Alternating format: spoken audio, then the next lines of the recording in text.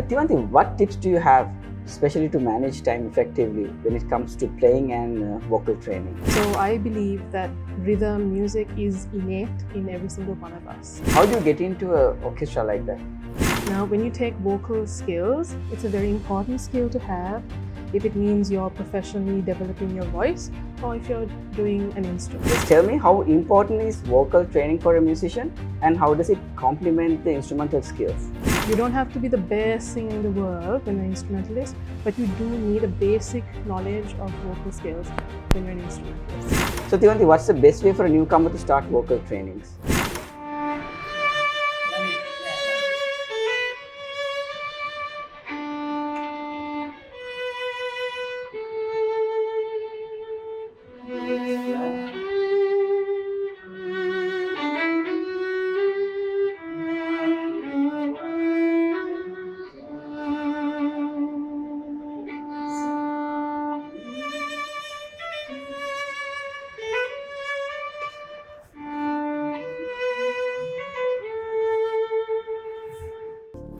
Hello, my name is Ms.Thivanthi Pereira. I am a music teacher. I teach the piano, violin, viola and singing. Welcome to Impact Vlogs. Thank you. Thivanthi, can you please tell me how important is vocal training for a musician and how does it complement the instrumental skills? So music is part of everyone's lives from the time we're born. We hear the heartbeat of our mom in the stomach. So I believe that rhythm music is innate in every single one of us. It just depends on how you develop it. Now, when you take vocal skills, it's a very important skill to have if it means you're professionally developing your voice or if you're doing an instrument.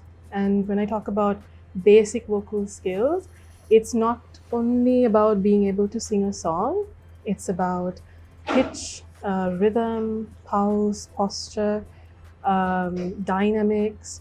All these little technical skills are involved in vocal training, and these can be translated or used when you're an instrumental player as well. For example, if you take, I know a person who he can't sing, right? So you don't need to be able to sing beautifully or wonderfully or the best singer in the world. He can't sing, but he whistles. That's a form of using your voice.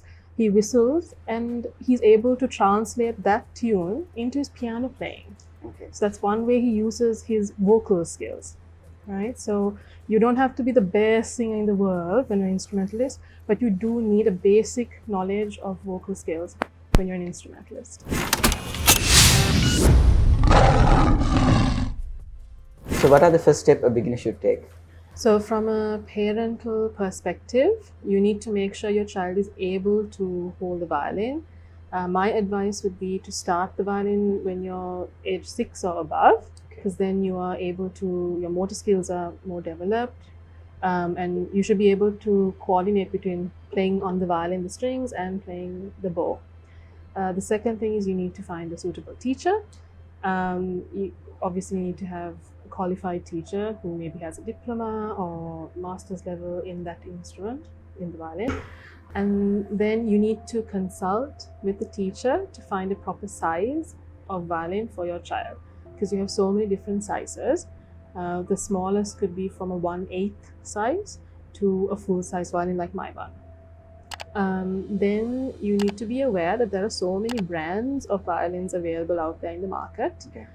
My advice for a small child who's starting out violin, parents don't invest in an expensive instrument. Correct. Because your child obviously needs to be able to understand the instrument, be interested in it, motivated, and develop a love for the instrument. And so I would say to invest in a little bit lower price, a little bit cheaper instrument, let them, fiddle with it to get used to it, and then invest in maybe a 3/4 or a full-size violin, a more expensive, more quality branded instrument. Now here in Dubai, I use Stentor, which is a recognized brand, and it serves me well. In Sri Lanka, I'm not too sure of the brands available right now, but if you take my one is locally made. It's made in Sri Lanka. Oh, nice. So we have pretty good craftsmen and really talented luthiers. What's the brand of the violin? There is no brand really. It's Okay. just made in Sri Lanka. Okay. It's from a factory there. And my In Colombo violin, itself? in Gampha side. Okay. So my violin teacher is the one who sourced it, and it's made from Sri Lankan wood. It's Sri Lankan made, so it suits the weather there. It suits the weather here as well. So it's pretty good, sturdy quality as well. So what are the common mistakes that they make? So some of the common mistakes would be the posture. Posture is very important in violin playing. You have to be relaxed. So the teacher would most probably do some relaxation exercises first. And then you need to know how to stand with the violin. Some children ask, why can't we sit and play the violin? Because in orchestras, you sit and play. But when you start off, you need that proper posture. So we start off standing. And then how you hold the violin is important. So if you take the violin, this is the chin rest, okay, and I have a shoulder rest back here, which just makes it easier for me to hold it, so it doesn't hurt. And your left hand is usually the common hand that holds the violin up here. You need to make sure your wrist is straight and relaxed. Your thumb is not up, thumb is not down, just there. And your elbow is closer to your body, so you can move freely. The other important thing is, the misconception is you're holding the violin. Okay. Really, you're holding the violin with your shoulder and your chin. So this is one of the exercises we get them to do. Oh, okay. Yeah. So that's some of the stuff we do with holding the violin. Then you have the bow, which is equally very important, and that's for the right hand. So when we teach smaller kids, sometimes we get them to hold with the thumb underneath here and hold it like this. When we were taught during our time, we were taught straight away from the get-go. This is where you keep your thumb and you hold it like this. Okay. And so you need to make sure your fifth finger is on the wooden part, not on the metal part. Okay. And your weight is mainly with the second finger here, like that, and not like this, not the bent wrist, super relaxed. Okay. So those are some of the things that they will talk about at the lesson.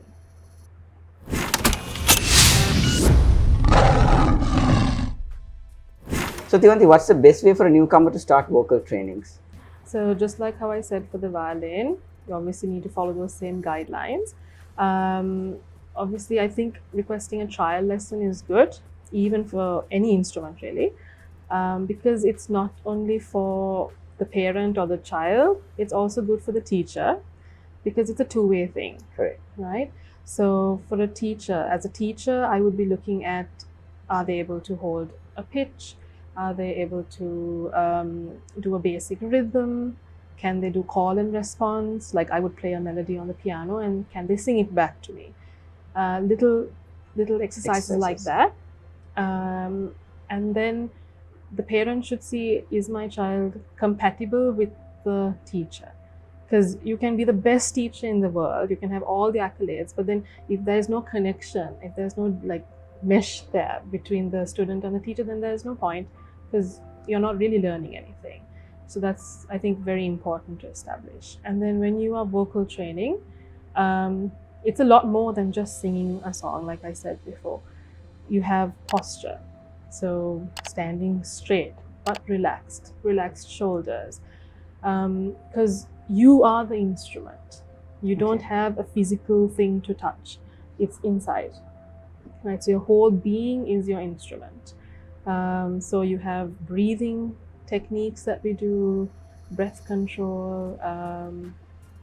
We have, for example, one common imagery that I use for my small children is to imagine that like you're a balloon. So when you blow into a balloon, it expands. So similarly, when we take the breath in, our diaphragm need to expand like a balloon.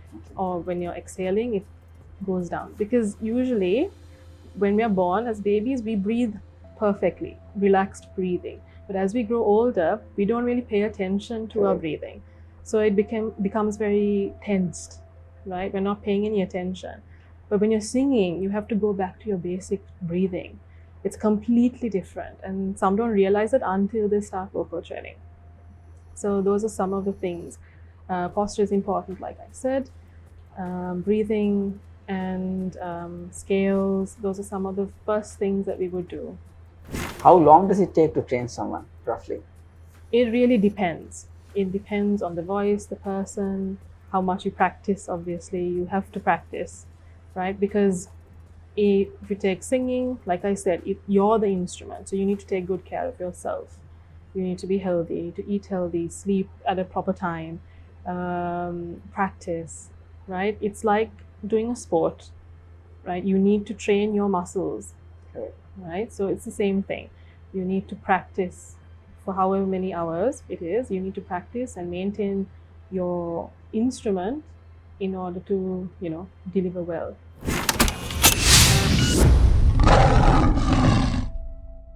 Thivanthi, what tips do you have, especially to manage time effectively when it comes to playing and vocal training? So as a teacher, I understand that children have very busy schedules these days, right? They're doing all sorts of things. So as a student, you need to practice in small chunks. That's my advice. Take small sections and practice a piece, for example.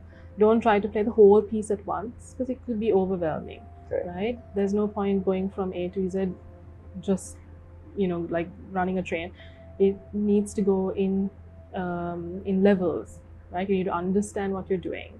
You need to train your fingers, your muscles, your vocal muscles if you're singing. So doing it in small chunks really helps. And I would say, again, it depends on how well you time manage your schedule. As a child, I used to practice maybe like 4 hours. Okay. So a day? Yeah, a day. So I would practice just before I went to school. So like 6:15 in the morning, you hear me practicing the piano. Or in the evening when I came back home, I would practice. And again, if you don't have time, like I said, practicing in small chunks really helps. Even 15 minutes of really focused practice is better than doing 4 hours of nothing.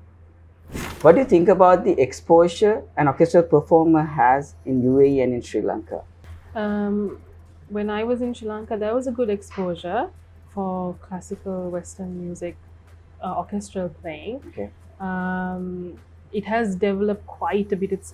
It is starting to flourish a lot more now in Sri Lanka. In Sri Lanka, especially with social media and with all these Dream Star and That Star and all of those shows. There's a demand for orchestral players, and I think now with the University of Performing Arts also flourishing, more students are interested in this sort of career path. Okay. So when I was in Sri Lanka, I started my career pretty young. I joined the Symphony Orchestra of Sri Lanka. So that still is at the age of? In 2004. Okay. So I was pretty young. I was like about 12. Yeah, that orchestra is still functioning. It's one of the main orchestras. How do you get into an orchestra like that? So you have to audition. There's audition process. Okay. I think you have to play maybe a movement from a concerto or a sonata and sight reading. So your sight reading skills have to be very, very good. Also, you have junior symphony orchestra and junior orchestras you can take part in. You can join. So it's actually starting off from the schools, from the education level. So it is flourishing. There are more opportunities available. There are new orchestras also developing, like the Gustav Mahler Society.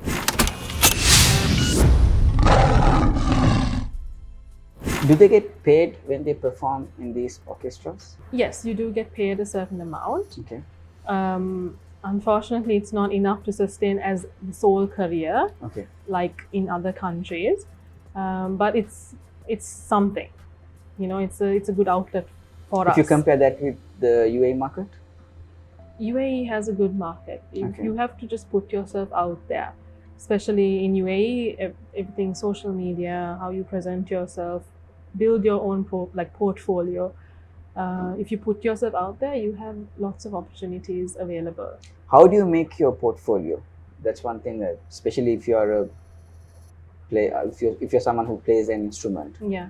how do you make your portfolio? Experience is key, apart from having the qualifications. But Okay. if you're looking into playing for gigs and playing for orchestras, experience is a bonus, an added bonus. You have to have experience in playing in different orchestras or in different chamber groups, like string quartets and things like that. There is a lot more exposure, more opportunities for us performing. You have, gigs and orchestra concerts and things like that. In UAE, like you get other platforms to perform. Okay. In Sri Lanka as well as in UAE. Okay. There are so many opportunities here in UAE. If you just put yourself out there, if you market yourself, there are companies that can manage you. Okay. If you know which ones to approach. If you search up, there are definitely avenues out there. For example, if you take Firdaus Orchestra, that's a full female orchestra. Okay. And it's, I think, directed by A.R. Rahman. Oh, nice. So, you have audition calls for those things. You just need to know where to look and you'll find it.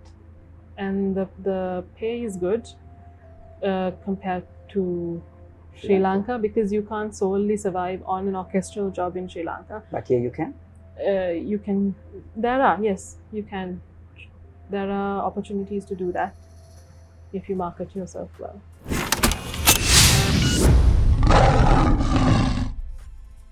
So, Thivanthi, what are the opportunities for a Sri Lankan if he or she wants to come to UAE and start performing?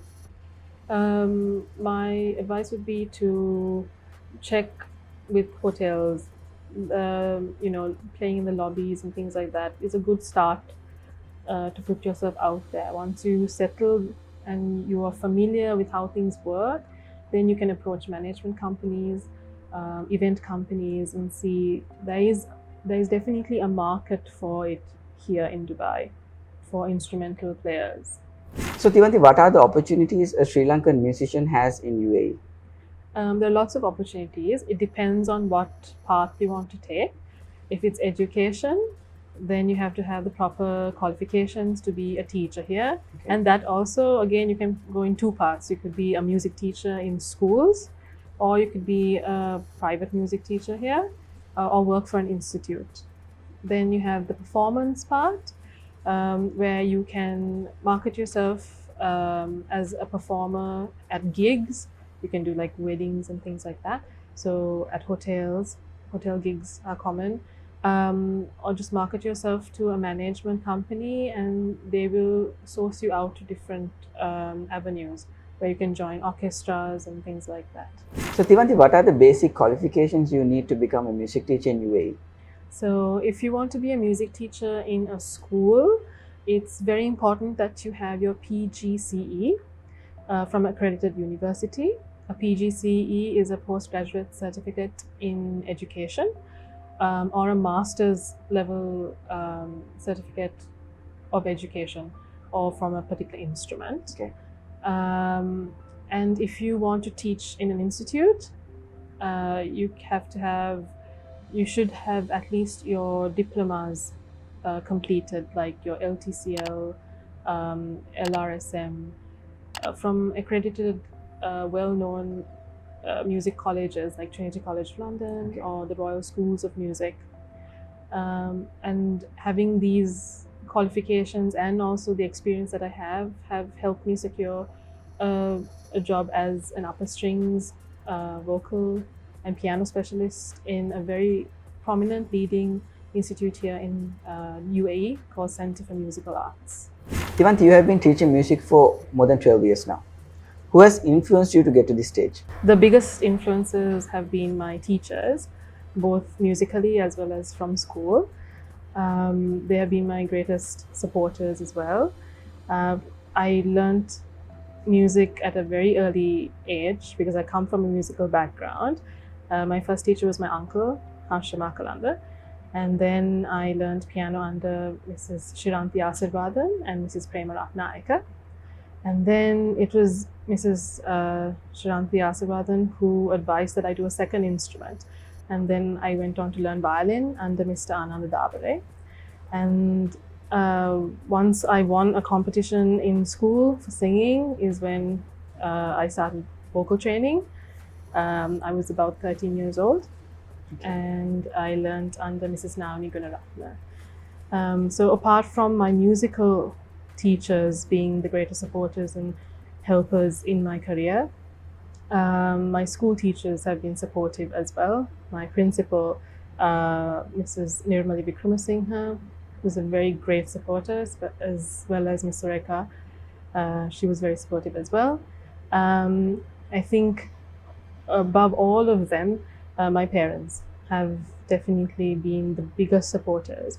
My mom used to come with me to all the lessons, sit there, be there with me. So her support is pretty paramount to where I am, and also my dad's support as well. And now in my current stage, my greatest support is my husband. Without his help and without his support and constant encouragement and motivation, I don't think I can do what I do.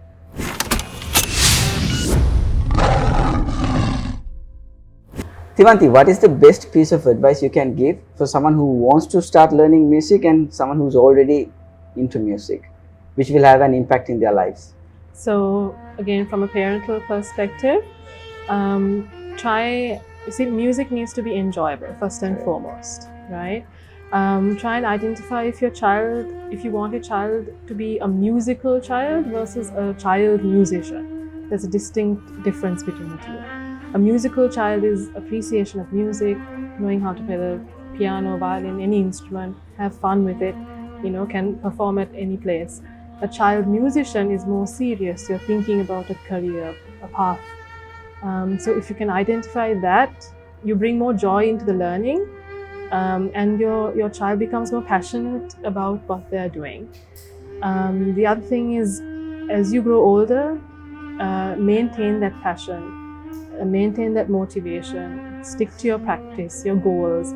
There can be voices around you that will give you negative things like, oh, you don't know what you're doing, or things like that, but never give up. Keep going forward, and just keep your flag flying high. Hey guys, we had the pleasure of meeting a remarkable vocal trainer and a violin teacher, Thivanthi. Don't forget to share this video to inspire someone else's life, and stay tuned for more videos. I'm Jude Pereira. Thank you. We the best. No control, my click is the best. We the best. Let's sit here. Help කියන එක එපා නේ ඉවද කිව්වා. Cut. හොඳටම කරා. ඒ ගායකයව ගන්න ටක් ගන්න. ඒ ගායකව උඩට ගන්න අපිට ෆෝන් කරලා. ඔව්. කොච්චර එකක් ගන්නද?